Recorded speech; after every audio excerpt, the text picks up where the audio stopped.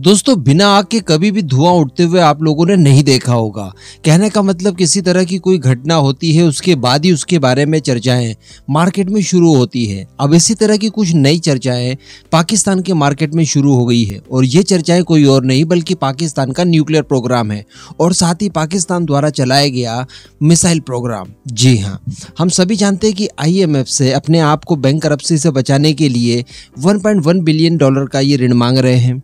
लेकिन ये ऋण देने के लिए IMF द्वारा कई सारी शर्तें एक साथ लाद दी गई है पाकिस्तान के ऊपर, जिनके ऊपर बारी बारी पाकिस्तान कहता है कि हाँ ठीक है जी, ये शर्त भी मंजूर है, वो शर्त भी मंजूर है।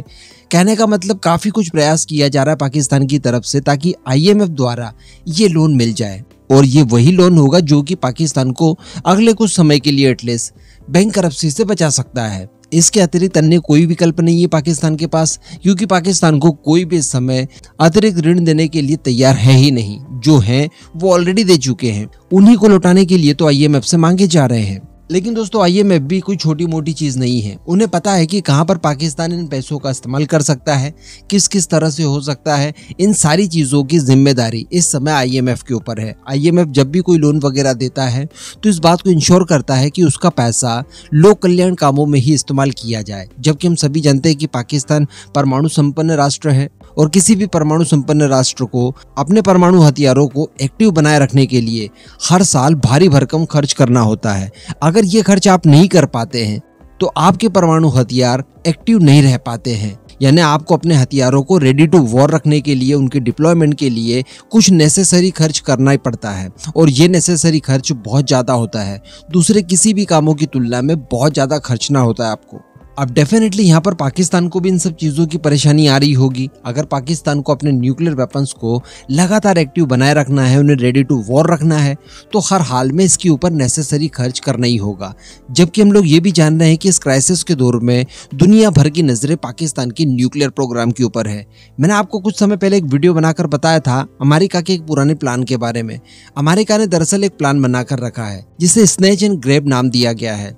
यानी अमेरिका का एक प्लान एक्टिवेट होगा पाकिस्तान के खिलाफ, जिसके तहत पाकिस्तान के परमाणु बमों को पहले अमेरिकन फोर्सेज अपने कब्जे में लेगी, उसके बाद इन्हें हथिया लेगी और पाकिस्तान इस तरह से न्यूक्लियर संपन्न राष्ट्र नहीं रह पाएगा। तो अब दरअसल बताया जा रहा है कि इस तरह की कुछ सिचुएशन पाकिस्तान के अंदर देखने के लिए मिली है या महसूस की जा रही है। तभी न मैंने आपको कहा कि बिना आग का धुआं नहीं दिखाई दे सकता। अब इन सब चीज़ों को लेकर पाकिस्तान के अंदर भी पॉलिटिक्स शुरू हो चुकी है और पाकिस्तान की तरफ से अपनी सरकार के ऊपर दबाव बनाने की कोशिश अलग अलग ऑफिशियल कर रहे हैं और यहाँ पर वो पाकिस्तान की गवर्नमेंट से पुख्ता जानकारी चाहते हैं कि न्यूक्लियर वेपन्स को लेकर और हमारे परमाणु प्रोग्राम, मिसाइल प्रोग्राम को लेकर IMF द्वारा क्या क्या शर्तें रखी गई है। कहीं ऐसा तो नहीं कि आप IMF की शर्तें मानने के चलते इन सब प्रोग्राम को ही सरेंडर कर दें। दरअसल इन्हें आप जानते होंगे, इनका नाम है हिना रब्बानी। इन्होंने कुछ सवाल उठाए और सवालों के दौरान इन्होंने ये कहा कि IMF द्वारा लोन देने के लिए जितनी भी शर्तें रखी गई है पाकिस्तान के सामने, उनके बारे में स्पष्ट तरीके से बताया जाए। किसी एक शर्त को भी हमसे या फिर पाकिस्तान की जनता से छुपाया न जाए। और जो सबसे बड़ी बात इन्होंने कही वो ये थी कि क्या इन शर्तों में पाकिस्तान का न्यूक्लियर प्रोग्राम भी आता है। क्या पाकिस्तान के ऊपर ऐसी कोई दबाव बनाने की कोशिश की जा रही है जिसके चलते पाकिस्तान को अपने न्यूक्लियर प्रोग्राम को सरेंडर करना पड़े। तो इसी सवाल के जवाब में पाकिस्तान के फाइनेंस मिनिस्टर इशाक डार ने कहा कि IMF के कर्ज को लेकर किसी भी तरह का कोई समझौता पाकिस्तान के न्यूक्लियर प्रोग्राम को लेकर नहीं किया जाएगा और पाकिस्तान की परमाणु क्षमता से किसी तरह का कोई समझौता हम लोग नहीं करने जा रहे हैं।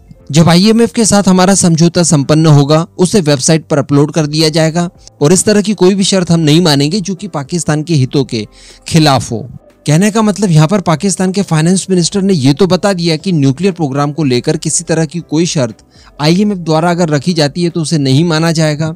लेकिन जिस हिसाब से उसको लेकर वहाँ के अन्य ऑफिशियल सवाल उठा रहे हैं, जिसमें हिना रब्बानी भी एक है, तो कहीं ना कहीं ऐसा समझ में जरूर आ रहा है कि IMF द्वारा इतने समय से जो लोन जारी नहीं किया जा रहा है पाकिस्तान को, उसके पीछे कहीं ना कहीं न्यूक्लियर प्रोग्राम को लेकर गांठ फंसी हुई दिखाई दे रही है। जी हाँ, ऐसा हो सकता है कि IMF द्वारा न्यूक्लियर प्रोग्राम के ऊपर बन ना सही, एटलीस्ट उसके ऊपर कुछ हद तक अंकुश लगाने की बात या शर्त जरूर रखी गई हो बीच में। वैसे खैर घबराने वाली कोई बात है ही नहीं। अगर पाकिस्तान इस बार अपने न्यूक्लियर प्रोग्राम को बचा भी लेता है तो आखिर कब तक बचाएगा।